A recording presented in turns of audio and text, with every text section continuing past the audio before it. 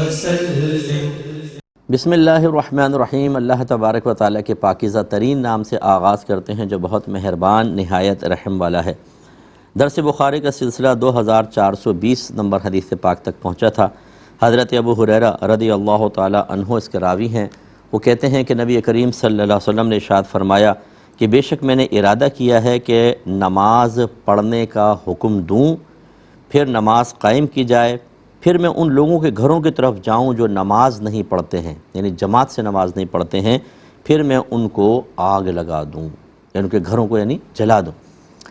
تو یہ نبی کریم صلی اللہ علیہ وسلم کے فرمان نشان کی روشنی میں ہم آپ کی خدمت میں ذکر کر رہے تھے کہ چونکہ اس میں شدت اور سختی ہے بظاہر، اس لیے فقہا کے ویسے تو مختلف اقوال رہے جماعت میں حاضری کے سلسلے میں، لیکن جو مفتہ بہی قول ہے، جس کو تمام اقوال میں سے منتخب کر کے فقہا نے عوام کو دیا، وہ ہے واجب عین کا قول کہ ایک مسلمان عاقل بالغ مرد ہے تو اس پر جماعت کے ساتھ نماز پڑھنا واجب ہوتا ہے۔ اگر وہ کسی عذر کے بغیر گھر پہ رہے گا تو گناہ گار ہوگا، نماز تو اس کی ہو جائے گی گھر پر، لیکن ترک جماعت کا گناہ اس کے نام اعمال میں لکھا جائے گا، کیونکہ نبی کریم نے اظہار ناراضگی فرمایا۔ لیکن چونکہ یہ بھی ثابت ہے کہ جیسے حضرت عبداللہ بن عمر رضی اللہ تعالی عنہما کا میں نے آپ کو بتایا کہ وہ کہتے ہیں میں کھانا کھا رہا ہوتا تھا اور وہاں جماعت ہو رہی ہوتی تھی۔ اس طرح کی جو روایات آئیں ان سے پھر فقہا نے مزید یہ نتیجہ نکالا کہ اگر کسی کے ساتھ کوئی صحیح شرعی عذر ہو تو وہ جماعت چھوڑ سکتا ہے، لیکن عذر کی شناخت اور اس کی بنا پر ترک جماعت کی اجازت دینا یہ عام آدمی کا کام نہیں ہے، اس کے لیے مفتیان کرام سے رجوع کرنا چاہیے اور ان کی اجازت پہلے لے لیں، کیونکہ اللہ تبارک و تعالی نے فرمایا کہ فَاسْأَلُوا أَهْلَ الذِّكْرِ إِن كُنتُمْ لَا تَعْلَمُونَ، اگر تم نہیں جانتے تو اہل علم سے کویسچن کرو، از خود فیصلہ نہیں کرنا چاہیے۔ پھر عورتوں کی جماعت کے بارے میں ہمارا کویسچن ہوا، ہماری بات ہوئی تھی کہ ہماری بہنیں اب مسجدوں میں نہیں آئیں گی۔ پچھلا اگر آپ پروگرام دیکھ لیں گے اس میں نے تفصیل سے بیان کیا کہ کیوں نہیں آئیں گی، لیکن اگر کسی مقام پر اب بھی آج بھی عورتوں کی جماعت کا اہتمام ہوتا ہو تو پھر عورتوں کو نہ روکا جائے۔ ہر جگہ جا رہی ہیں، مارکیٹوں کے اندر عورتیں نظر آئیں گی، روڈوں پہ اسکول کالج جا رہی ہیں بچیاں، تو پھر اگر جماعت کے لیے آ رہی ہوں تو ان کو آنے دیا جائے، جیسے باہر کے ملکوں میں اور عرب کنٹریز کے اندر بہت جگہ، اس طرح پاکستان میں بھی کئی جگہ میں جانتا ہوں کہ وہاں پہ خواتین آتی ہیں اور ان کے لیے علیحدہ ایک نماز کی جگہ مخصوص ہوتی ہے، پڑھتی جماعت سے ہیں، مردوں کے ساتھ شامل ہوتی ہیں۔ لیکن یہ ہماری بہنیں ذرا یاد رکھیں کہ جب آپ جماعت کے لیے آئیں تو پھر آپ کو چند شرائط کا لحاظ کرنا ہوگا۔ پہلا یہ کہ آپ گھر سے اجازت کے ساتھ نکلیں گی۔ اگر آپ غیر شادی شدہ ہیں تو جو آپ کے بڑے ہیں گھر میں، والدین ہیں، یا فرض کریں فوت ہو گئے اور بڑا بھائی گھر کا نظام چلاتا ہے تو ان سے پوچھ کر نکلیں گی، اور اگر شادی شدہ ہیں تو شوہر کی اجازت لازم ہے۔ اور اس کے بعد پھر یا تو محرم ساتھ ہو، یہ بہت ہی بیسٹ ہے۔ اگر محرم نہیں ہے تو پھر امینہ عورتیں، یعنی جو مطلب ایسی عورتیں کہ جو فاسقہ فاجرہ گناہگار قسم کے نہ ہوں، کسی کے اوصاف دوسروں کو بیان کرنا اور ادھر کی ادھر لگانا، اور مردوں کو خاص طور پہ عورتوں کی طرف مائل کر دینا۔ بعض عورتوں کی عادت ہوتی ہے کہ اپنے شوہر کے سامنے عورتوں کی ساری باتیں بیان کریں گی، وہ تو ایسی ہے، اس کی آنکھیں ایسی ہیں، اس کی فلاں ایسی، جس سے شادی ہوئی سب آ کے شوہر کو بتائیں گی۔ اس طرح کی عورتوں کے ساتھ تو نہ جائیں۔ تیسرا یہ کہ راستہ پرامن ہونا چاہیے، جان مال عزت و آبرو کا کوئی مسئلہ نہ ہونا چاہیے۔ جیسے آوارگر لوگ ہوں رستے کے اندر گزریں تو وہ چھیڑیں گے اور خواہ عزت پر ہاتھ ڈالیں گے، یا چوری چکاری بہت زیادہ ہے، یا مردوں کو نہیں چھوڑ رہے تو خواتین کے لیے تو بہت زیادہ پرابلم ہے۔ اور اس طرح راستے میں اگر کتے وغیرہ ہیں کہ جائیں گے تو کتے پیچھے لگ جاتے ہیں، پھر اکیلی عورت یا دو چار عورتیں کیا مقابلہ کریں گی، تو پھر تو گھر میں واجب ہے راستہ پرامن ہو۔ پھر اس کے بعد جب آپ اس مقام پر پہنچیں تو مردوں عورتوں کا اختلاط نہیں ہونا چاہیے، کوئی مکس گیدرنگ والا معاملہ نہ ہو کہ ایسا راستہ یا ایسا صحن ہے کہ وہاں سے گزرے مرد عورت سب ہیں، ایسا نہیں۔ عورتوں کا الگ بالکل راستہ ہونا چاہیے، اور نماز کا مقام علیحدہ، مردوں کا نماز کا مقام اور راستہ بالکل علیحدہ ہونا چاہیے۔ اس کے بعد کوئی ایسی چیز وہاں پر نہ ہو، یعنی ایسا ماحول نہ ہو کہ نامحرم کی نگاہ پڑے، یعنی جیسے کوئی گیلری وغیرہ اوپر ہے اس پہ مرد کھڑے ہوئے، یہاں عورتیں جماعت سے پڑھ رہی ہیں، ایسا نہیں ہونا چاہیے۔ اسی طرح وہاں پر کوئی کیمرے وغیرہ نہ لگے ہوں کہ اگر کوئی عورت اپنا چہرہ کھول کے نماز پڑھ رہی ہے تو کیمرے میں سیف ہو جائے، بعد میں کوئی مرد اس کو دیکھے، یہ بھی نہیں ہونا چاہیے۔ اور وہاں پر صرف نماز کی ادائیگی کے لیے آئیں، یہ نہیں ہے کہ فون کر کے کہیں کہ تم آ رہی ہو کہ وہاں پہ، ہاں آ رہی ہوں، آنا ذرا میں بتاؤں گی ساس نے آج کیا کیا میرے ساتھ. تو یہ وہاں پہ باتیں کرنے کے لیے آپ نہیں جا رہی، صرف جماعت کے لیے جائیں، اور جیسی ختم ہو بغیر ٹائم ضائع کیے فوراً اپنے گھر واپس آئیں. ان قیودات کا لحاظ رکھ کر آج اگر علیحدہ انتظام ہے تو خواتین آ سکتی ہیں. اس کے باوجود یاد رکھیں اگر اس طرح کا اہتمام ہے پھر بھی کوئی بہن گھر میں نماز پڑھیں، اس کے لیے افضل اور اولیٰ اور بہتر یہی ہے، اور اس کو کوئی ترک جماعت کا گناہ نہیں ہوگا. ان چیزوں کا ذرا خیال رکھا جائے. آخری بات اس پہ جو مجھے کلام کرنا ہے کہ صحابہ کرام علیہم الرضوان تو ایسے نہیں تھے کہ نبی کریم نماز پڑھا رہے ہوں اور وہ جماعت چھوڑ کے گھر میں بلا عذر بیٹھے ہوں. تو یہ صحابہ کے لیے تھا ہی نہیں، یاد رکھیں یہ تھا منافقین کے لیے، جس فرمان سرکار کا کہ منافق جو تھے یہ جماعت سے بھاگ جایا کرتے تھے. اور زمانے رسول کے منافق جو تھے وہ آپ جانتے ہیں کہ منافقین اعتقادیہ تھے، یعنی اعتقادی منافق. اعتقادی منافق اسے کہتے ہیں جو عقیدے کے اعتبار سے، اعتقاد کے اعتبار سے منافق ہوتا ہے، اور اس کی تعریف یہ ہے کہ وہ دل سے نبی کو نبی تسلیم نہیں کرتا، صرف ظاہری طور پہ زبان سے کلمہ پڑھ کر لوگوں کو دھوکہ دینے کی کوشش کرتا ہے. یہ ہوتا ہے منافق اعتقادی، جو بدترین کافر ہوگا اور اس کو جہنم کے نچلے طبقات میں ڈالا جائے گا. اور ایک منافق عملی ہوتا ہے کہ وہ دل سے نبی کو نبی تسلیم کرتا ہے، زبان سے اقرار بھی بالکل اخلاص کے ساتھ کرتا ہے، لیکن اس کے عادات و اطوار منافق اعتقادی والے ہو جاتے ہیں. جیسے وہ جھوٹ بولا کرتے تھے یہ بھی جھوٹ بولتا ہے، وہ وعدہ خلافی کرتے تھے یہ بھی وعدہ خلافی کرتا ہے، وہ جماعت سے پیچھے ہو جاتے تھے یہ بھی جماعت سے پیچھے ہو رہا ہے. اسی طریقے سے وہ جھگڑا کرتے تو فوراً فسق و فجور پہ اتر آتے تھے، گالی گلوچ پر، یہ بھی ایسا کر رہا ہے. تو پھر اس کو بھی کہیں گے کہ بھئی آپ بھی منافق ہیں. لیکن یہ منافق اعتقادی نہیں ہے، منافق عملی ہے. منافق اعتقادی کافر، بدترین کافر ہے، اور منافق عملی کافر نہیں ہوتا. ہاں اس کی عادات، اطوار، اخلاق، کردار، اس کے اقوال منافق اعتقادی کی وجہ سے ہوتے ہیں، اس لیے گناہگار ضرور ہوگا. تو یہ جو فرمان ہے سرکار کا کہ جو پیچھے جماعت سے رہ جاتے میں چاہتا ہوں کہ گھروں کو جا کے آگ لگا دوں، یہ تو تصور ہی نہیں کر سکتے کہ صحابہ کرام علیہم الرضوان جماعت سے پیچھے رہ جاتے ہوں. تو یہ بھی ذہن میں رکھیے گا کہ یہ منافقین کے بارے میں فرمان ہے. اور یہ بھی اسی سے ایک نتیجہ بھی نکلا کہ بعض علماء کہتے ہیں کہ یہ تو منافقین کے بارے میں فرمان تھا، عام مسلمانوں کے لیے تو تھا ہی نہیں. اس لیے عام مسلمان جماعت سے نماز پڑھے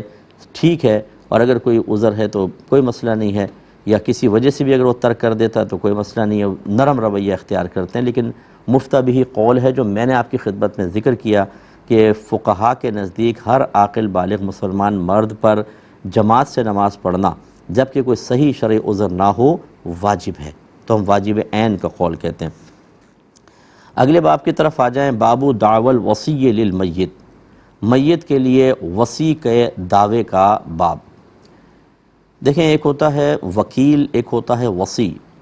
اگر آپ زندگی میں کسی کو کوئی کام سپرد کرتے ہیں تو اس کو وکیل کہا جاتا ہے. جیسے میں کہوں یار یہ میری طرف سے آپ یہ خرید لیں، چیز کو خرید کر لے آئیں، تو گویا کہ میں نے اس کو خرید و فروخت کے لیے وکیل کیا ہے. یا کورٹ میں جیسے وکیل کرتے ہیں، وہ آپ کی طرف سے مقدمہ لڑتے ہیں، آپ نے کام سپرد کیا، وہ وکیل کہلاتے ہیں. اور اگر آپ نے کوئی کہا ہو کہ یار میرے مرنے کے بعد تم ایسا سا کر دینا، یعنی کام سپرد کیا ہے لیکن اپنے مرنے کے بعد اس کو کہا ہے کہ وہ کام کرنا، تو اس کو وصی کہا جاتا ہے. تو وکیل زندگی میں ہوتا ہے، وصی موت کے بعد ہوتا ہے. تو اب یہ کہہ رہے ہیں کہ باب دعوی الوصی للمیت، میت کے لیے وصی کے دعوے کا باب. گویا کہ کسی کو مرنے والے نے وصیت کی تھی، وہ وصی ہو گیا، اب میت فوت ہو گئی، تو یہ شخص کہہ رہا ہے کہ میت نے کہا تھا کہ ایسا کرو. تو یہ گویا کہ میت کے لیے یہ وصی ایک دعویٰ کر رہا ہے. یہی اس حدیث میں ذکر ہے، اور یہ پہلے بھی آ چکی ہے، اس لیے میں اس پہ، اور ویسے بھی یہ کوئی ایسی غلاموں کے مسائل ہیں، مختصر سے میں کر کے اس کو نکل جاؤں گا اور ہم آگے والی حدیثوں پہ غور کریں گے. حدیث ہے 2421 نمبر. سیدہ عائشہ صدیقہ رضی اللہ تعالیٰ عنہ کہتی ہیں کہ عبد بن زمعہ، یعنی زمعہ کے جو بیٹے تھے، اور حضرت سعد بن ابی وقاص نے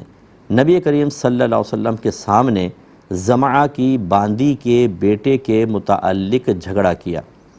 پس حضرت سعد نے کہا کہ یا رسول اللہ، میرے بھائی نے مجھے یہ وصیت کی تھی کہ جب میں مر جاؤں تو تم زمعہ کی باندی کے بیٹے پر نظر رکھنا، پس اس پر قبضہ کر لینا کیونکہ وہ میرا بیٹا ہے. اور عبد بن زمعہ میرا بھائی ہے، اور میرے باپ کی باندی کا بیٹا ہے، اور میرے باپ کے بستر پر پیدا ہوا ہے۔ تو نبی کریم صلی اللہ علیہ وسلم نے اس کی یعنی بچے کی عتبہ کے ساتھ واضح مشابہت دیکھی تو آپ نے فرمایا کہ اے عبد بن زمعہ، وہ تمہارا بھائی ہے، بچہ اس کا ہے جس کے بستر پر پیدا ہوا۔ اور اپنی زوجہ پھر سرکار نے سودا بنت زمعہ رضی اللہ تعالی عنہا سے فرمایا کہ اے سودا، اب تم اس سے پردہ کیا کرو۔ تو گویا کہ مسئلہ یہ ہوتا ہے، جیسے ایک آقا ہے تو جو مال غنیمت میں عورتیں آتی تھیں وہ پھر مجاہدین میں تقسیم ہوتی تھیں تو وہ ان کی کنیز یا باندی بن جاتی تھیں۔ اور یہ یاد رکھیں کہ آقا جو ہے وہ بغیر نکاح کے اپنی باندی سے جسمانی تعلق قائم کرے گا، نکاح نہیں کر سکتا، اور یہ بالکل طیب اور حلال ہوگا، اور جو بچہ پیدا ہوگا اس کا نسب باپ سے ثابت ہوگا۔ تو بعض اوقات ایسا ہوتا تھا کہ وہ آقا اپنی کنیز کا نکاح کسی کے ساتھ کر دیا کرتا تھا، اب ان کے ہاں جو بچہ پیدا ہوتا تو پھر وہ یقینی بات ہے کنیز اس کی ہے، اب بچے میں اختلاف کہ جس نے جسمانی تعلق قائم کیا اس کا ہے یا آقا کا ہے، اس طرح کا یہ معاملہ تھا، اور نبی کریم صلی اللہ علیہ وسلم نے اس معاملے کو سولو فرمایا۔ تو لہٰذا یہ غلاموں کے مسائل ہیں جو اب ختم ہو گئے ہیں، تو ہم اگلی روایت کی طرف چلتے ہیں۔ باب التوثقی ممن تخشى معرته، جس سے شر اور فساد کا خطرہ ہو یا بچہ پڑھائی سے بھاگے تو اس کا باندھنا جائز ہے۔ ابھی باب امام بخاری رحمۃ اللہ علیہ قائم کرتے ہیں، لیکن حدیثیں تھوڑا سا ڈیفرنٹ لے آتے ہیں تو کوئی مسئلہ نہیں ہے۔ حدیث نمبر ہے 2422، حضرت ابو ہریرہ رضی اللہ تعالی عنہ بیان کرتے ہیں کہ نبی کریم صلی اللہ علیہ وسلم نے سواروں کی ایک جماعت کو نجد کی طرف بھیجا، جو آج کل ریاض کہلاتا ہے، نجد کی طرف بھیجا۔ وہ بنو حنیفہ کے ایک شخص کو پکڑ کر لے آئے جس کا نام ثمامہ بن اسال تھا، وہ اہل یمامہ کا سردار تھا۔ صحابہ نے اس کو مسجد کے ستونوں میں سے ایک ستون کے ساتھ باندھ دیا، یعنی جسے لڑائی ہوتی تھی تو جو پکڑے گئے تو پکڑ کے لے آئے اور اس کو پھر باندھ دیا۔ تو نبی کریم صلی اللہ علیہ وسلم اس کے پاس آئے اور اس سے پوچھا کہ اے ثمامہ، تمہارے پاس کیا ہے؟ اس نے کہا اے محمد، میرے پاس خیر ہے، یعنی ایسا نہیں ہے کہ میں کوئی آپ سے لڑائی کا ارادہ رکھتا ہوں اور بعد میں پھر وہ خیر کی طرف ہی آئے۔ پھر پوری بات ذکر کی، آپ نے فرمایا کہ ثمامہ کو کھول دو۔ تو اس سے استدلال یہ کیا ہے کہ چونکہ ان کو پکڑ کے لائے، اس سے پہلے کہ ان سے کوئی خیر ظاہر ہوتی ان کو باندھ کے رکھا، پھر جب خیر کی طرف میلان دیکھا تو کھول دیا۔ تو اس سے نتیجہ یہ نکالا حضرت امام بخاری نے کہ اگر کوئی شخص ایسا ہے کہ جو آپ کے ماتحت ہے اور وہ پڑھتا نہیں ہے، بھلائی کی طرف نہیں آتا، تو اسے مقید رکھا جا سکتا ہے۔ یہی نظام ہمارا جیسے جیلوں کا نظام ہے، خیر ہمارے یہاں تو چلیں بے گناہ کو بھی پکڑ کے ڈال دیتے ہیں، لیکن اس کی اصل تو یہی ہے کہ مجرم کو کچھ عرصے کے لیے دنیا کی آسائشوں سے کاٹ کر ایک تنگ جگہ پہ رکھا جائے اور اس کے مزے وغیرہ ختم کر دیے جائیں تاکہ اس کو اپنے جرم کا احساس ہو اور آئندہ وہ توبہ کرے اور دوبارہ اس جگہ آنے سے ڈرتے ہوئے پھر معاشرے میں ایک مثبت کردار ادا کرے۔ تو پھر یہ اسی طرح کی حدیثوں سے اس کا استدلال ہے کہ باندھ دینا، سزا دینا، بلکہ بعض صورتوں میں جیسے جسمانی ریمانڈ لیتے ہیں کہ مجرم کو تھوڑا سا مارا پیٹا جائے گا تو وہ اگلے گا، کہ جب قرائن اس کے خلاف ہوں تو یہ جسمانی ریمانڈ کی بھی ایک شرعی حیثیت ہے۔ یہ الگ بات ہے کہ اس کو پھر اس طرح سے نہیں مارنا چاہیے، خیر کہ جو بہت ہی سخت قسم کا ہوتا ہے، لیکن بہرحال اس کی اجازت ہوتی ہے۔ تو خلاصہ کلام یہ ہے کہ اس حدیث سے نتیجہ نکلا کہ اگر کوئی شخص خیر کی طرف نہیں ہے، آپ کے ماتحت ہو جاتا ہے، تو اس کو آپ باندھ سکتے ہیں تاکہ وہ خیر کی طرف آئے۔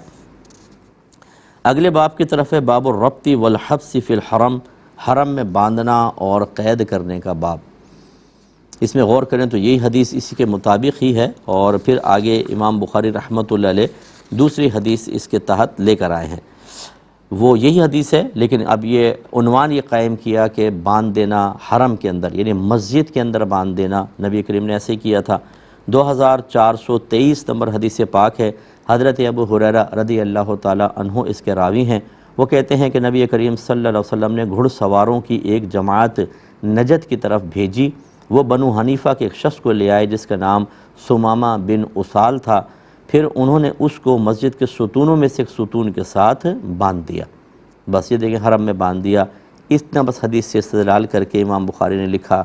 اس کا مطلب یہ ہوا کہ اگر ضرورت ہو تو مسجد میں بھی باندھا جا سکتا ہے، جیسے نبی کریم صلی اللہ علیہ وسلم کی وہ معروف حدیث بیان بھی ہوئی تھی کہ سرکار نماز پڑھ رہے تھے تو ایک عفریت، بہت بڑا جن، ایک شعلہ لے کر نبی کریم صلی اللہ علیہ وسلم پر حملہ آور ہونے کی حماقت کر بیٹھا، تو رحمت کونین صلی اللہ علیہ وسلم نے بعد میں بتایا کہ وہ مجھ پہ حملہ آور ہونے لگا تو میں نے اس کو ایک دم گردن سے پکڑ لیا، تو اس کی زبان باہر نکل آئی اور میں نے اس کے لعاب یعنی تھوک کی ٹھنڈک کو اپنے ہاتھ پر محسوس کیا۔ پھر سرکار فرماتے ہیں کہ میں نے چاہا کہ اس کو مسجد نبوی کے کسی ستون کے ساتھ باندھ دوں اور صبح مدینے کے بچے اس سے آ کر کھیلیں، لیکن پھر مجھے اپنے بھائی سلیمان کی دعا یاد آ گئی کہ انہوں نے دعا کی تھی اللہ مجھے ایسی حکومت دے وہ کسی کے پاس نہ ہو، تو پھر ان کا خیال کر کے سرکار کہتے ہیں میں نے اس کو چھوڑ دیا۔ تو اب یہ بھی دیکھیں کہ ستون سے میں باندھ دیتا، اس کا مطلب ہے ضرورتاً مسجد کو اس قسم کے معاملات کے لیے بھی استعمال کیا جا سکتا ہے۔ اگلے باب کی طرف آتے ہیں، باب الملازمتی، مقروض کے ساتھ لازم اور چمٹے رہنے کا باب۔ حدیث نمبر ہے 2424۔ حضرت عبداللہ بن کعب بن مالک انصاری حضرت کعب بن مالک سے روایت کرتے ہیں، وہ بیان کرتے ہیں کہ انہوں نے حضرت عبداللہ بن ابی حدرد اسلمی رضی اللہ تعالی عنہ سے قرض وصول کرنا تھا، بس حضرت کعب کی حضرت ابن ابی حدرد سے ملاقات ہو گئی تو حضرت کعب نے ان کو پکڑ لیا، یہ مسجد نبوی کا واقعہ ہے، وہ اس میں ان کو مل گئے اور روک لیا، پھر وہ دونوں بحث کرتے رہے حتیٰ کہ ان کی آوازیں بلند ہو گئیں، پھر ان دونوں کے پاس سے نبی کریم صلی اللہ علیہ وسلم گزرے، اور ایک روایت میں، دوسری روایت جو پہلے ہی گزر چکی ہے کہ آپ نے حجرے کا دروازہ کھولا اور حجرے سے باہر آئے، یعنی آواز اندر تک پہنچی تھی، اور فرمایا کہ اے کعب، اور اپنے ہاتھ سے اشارہ کیا گویا کہ آپ نصف قرض کو کم کرنے کا اشارہ فرما رہے تھے، یعنی حضرت کعب کو مخاطب، کعب جیسے یوں ہم کہیں کہ آدھا کر دو، تو حضرت کعب نے اپنے قرض سے نصف وصول کیا اور نصف کو چھوڑ دیا۔ تو پہلی بات تو یہ کہ اپنے قرض کا مطالبہ کرنا بالکل جائز، نمبر 2 اس میں تھوڑی بہت شدت سختی بھی ہو سکتی ہے، جبکہ آپ کو یہ گمان ہے کہ سامنے والا باوجود قدرت کے مجھے نہیں دے رہا ہے۔ تیسری چیز یہ ہے کہ صحابہ کے مابین بھی اس طرح کے معاملات ہوئے ہیں،